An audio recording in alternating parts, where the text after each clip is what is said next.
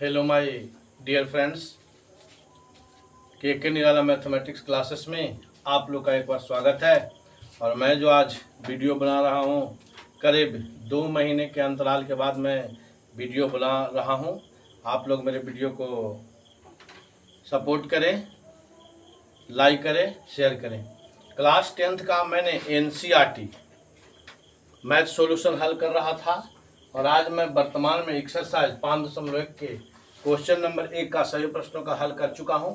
और आज मैं एक्सरसाइज 5.1 का क्वेश्चन नंबर 2 पूर्व से मैंने व्हाइट बोर्ड पर लिख चुका हूं और मैं अब इस क्वेश्चन को एक बार पढ़ देता हूं, उसके बाद इसको हल करता हूं। आप लोग इसे कृपया ध्यान से देखें, समझें। दी हुई एपी के प्रथम 4 पद लिखिए। कितना पद लिखना है? 4 पद, जबकि प्रथम पद ए और सारबंतर डी निम्नलिखित है। पहला ए बराबर 10, डी बराबर 10। दूसरा में ए बराबर -2, डी बराबर 0। तीसरा में ए बराबर 4, डी बराबर -3। चौथा में ए बराबर -1, डी बराबर 1/2। पांचवा में ए बराबर -1.25 और डी बराबर -0.25। ठीक है। कहने का मतलब प्रथम पद को ए द्वारा इंगित किया गया है और सारबंतर अर्थात डी पदांतर को डी द्वारा इंगित किया गया है। तो सबसे पहले मैं पहला हल कर रहा हूं। पहला क्वेश्चन का तो हल लिख देते हैं। पहला ए बराबर 10 और डी बराबर 10 है। तो हमको क्या कह रहा है? प्रथम 4 पद, मैंने पहला पद लिखा हुआ है तो दूसरा पद बी होगा, तीसरा पद सी होगा, चौथा पद डी होगा, इस तरह से। तो हमें दूसरा पद निकालना है, तो दूसरा पद मैं बी लिख देता हूँ। बी बराबर ए प्लस डी, ए प्लस डी। ठीक है। 10 में 10 जोड़ दिया तो कितना हो गया? 20। ठीक है। अब तीसरा पद सी होगा, तो जो हमें जोड़ के आया सो बी हुआ। तो बी में अगर हम डी जोड़ते हैं तो हमें तीसरा पद निकल जाएगा। तो बी है 20, 20 में मैं 10 जोड़ रहा हूँ, कितना हो जाएगा? 30। उसके बाद ए बी सी, उसके बाद डी हो गया। तो 30 में फिर मैं पदांतर जोड़ूंगा तो 40। ठीक है। उसके बाद ई जोड़ूंगा, 40 में फिर मैं पदांतर जोड़ूंगा तो हो जाएगा 50। अर्थात कहने का मतलब है कि पहला जो है क्वेश्चन दिया हुआ ए बराबर 10, डी बराबर 10, इसका 4 पद हो गया। बी ए प्लस डी 10 + 10 20, सी 20 + 10 30, डी 30 + 10 40 और ई 40 + 10 50। मैंने 4 पद हो गया, 1 2 3 4। ठीक है। इस तरह से दूसरा है। दूसरा क्या है? दूसरा है ए बराबर -2 और डी बराबर 0। ठीक है। तो दूसरा पद भी लिख सकते हैं। दूसरा पद बराबर या बी बराबर जोड़ देंगे ए प्लस डी -2 + 0 बराबर -2। तीसरा हो जाएगा सी, तो -2 + डी 0 है बराबर -2। चौथा हो जाएगा ए बी सी डी हो जाएगा, तो -2 + वही डी मतलब -2 + 0 बराबर -2। और उसके बाद ई हो जाएगा -2 + डी 0 बराबर -2। ठीक है। तो दूसरा का हो गया एक पद में -2, दूसरा पद में -2, तीसरा पद में -2, चौथा पद में -2, जो आपको 4 पद लिखने के लिए कहा था। ठीक है। अब हम तीसरा में चलते हैं। तीसरा है ए बराबर 4 और डी बराबर -3। तो इसको भी हम उसी तरह से निकालेंगे। बी बराबर 4 + -3, 4 - 3 बराबर 1। सी 1 + डी -3, तो 1 - 3 बराबर -2 हो गया। उसके बाद डी हो जाएगा -2 + -3, -2 - 3 बराबर -5 हो गया। उसके बाद ई में जाएंगे तो -5 प्लस आपका डी है -3, कितना हो गया? -5 - 3 बराबर -8 हो गया। ठीक है। तो तीन कितने पद? 4 पद निकालने के लिए बोल रहा है। तो हमने 4 पद निकाला। कितना कितना निकल के आया?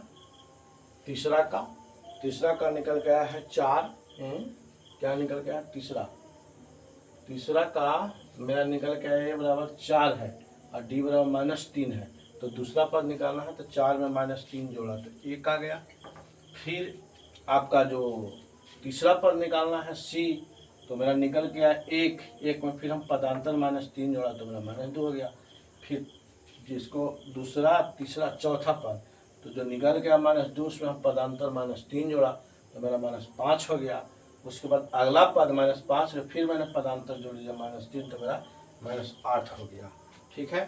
तो अब हम क्या करते हैं? तीसरा के बाद चौथा है। चौथा देख लेते हैं। चौथा है कि a बराबर -1 और d बराबर 1/2, तो b निकालेंगे तो -1 प्लस d 1/2, 2 एलसीएम हो गया, -2 + 1 बराबर -1/2 हो गया। ठीक है, इसके बाद -1/2 हो गया। उसके बाद c लिखते हैं, c a हो गया, b हो गया, c। अब c चूंकि प्रथम 4 पद लिखिए, जबकि प्रथम पद a और सार्वभौमंतर d है, तो हम 4 पद लिख दे रहे हैं। तो पहला पद तो पहले से दिया हुआ है, 1 2 3 4 पद हम लिख देते हैं। अगला है c, तो 1 जो आया उसमें फिर मैं पदांतर को जोड़ दूंगा, तो 0 हो गया। फिर अगला हो गया, आगे चलते हैं तो d लिख देते हैं, तो कितना होगा 0 जोड़ 1/2 मतलब 1/2। तो ऐसे भी आपका 4 पद हो गया। जैसे देखिए पहले से दिया होता है 1 हो गया, दूसरा में -1/2, तीसरा में हो गया 0, चौथा में 1/2। अगर आप चाहेंगे तो और भी पद निकाल सकते हैं, पांचवा भी निकाल लीजिएगा। 4 पद कह रहा है तो आप गिन करके भी लिख सकते हैं। अगर लिया हुआ है जो पहले से दिया हुआ पद, उसको अगर आप पहला मानते हैं तो 1 2 3 पद निकालना पड़ेगा। अगर इसको आप नहीं मानते हैं कि चूंकि ये दे दिया गया है, तो आप 1 2 3 4 इस तरह से आप बना सकते हैं। ठीक है, तो मान लिया जाए इस सब में मैंने इस तरह से बनाया, तो इसमें मान लिया 1 2 3 4 मानते हैं, तो इस तरह से आपका आंसर हो गया। ठीक है, अगर हम पांचवा में की बात करते हैं तो पांचवा देख लीजिए। पांचवा में a बराबर दिया हुआ है -1.25 और d है -0.25।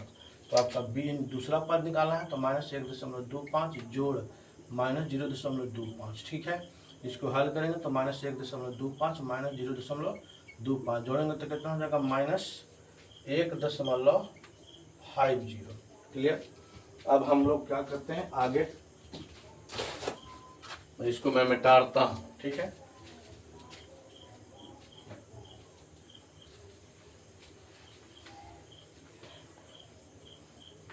जैसे दूसरा हो गया, तीसरा पद c है, तो c लिख देंगे -1.50 जोड़ आपका देखिए d है कितना -0.25, तो हो जाएगा -1.50 -0.25, तो कितना हो गया माइनस हो गया आपको 1.75।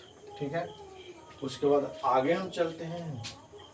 d अगर चौथा पर a b c, तीसरा होगा d चौथा निकालते हैं तो जो निकलता है से, और उसको मैं फिर मैं जोड़ूंगा d का ऐसे, तो -1.75 -0.25 कितना हो गया माइनस हो गया आपको 2.00 माने -2.0। ठीक है,